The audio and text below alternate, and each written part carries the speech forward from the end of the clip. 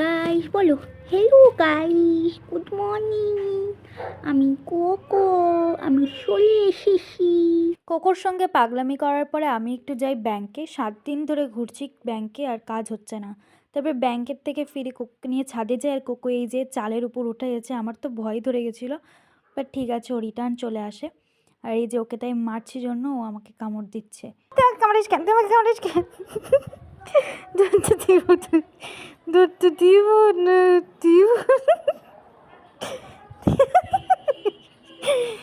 আর এই যে কালকে রাত্রে আমি একটু মেহেন্দি পরছিলাম, মানে ট্রাই করেছিলাম, বেশিক্ষণ রাখিনি, বাট রোদে কালারটা খুব সুন্দর আসছে। Later that same evening. তারপরে আমার রাতের দিকে একটু চাউমিনের ক্রেভিং ওঠে, তাই আমি চাউমিন বানাই স্ট্রিট স্টাইলের মতো। আর এই যে মহারাজারও ঘুম পেয়েছে, তো এখন ঘুমাবে আর আমিও ঘুমাতে যাব। আজকের ব্লগটা এইটুকুই। যদি ভালো লেগে থাকে লাইক, শেয়ার অ্যান্ড সাবস্ক্রাইব করে দিও। টাটা।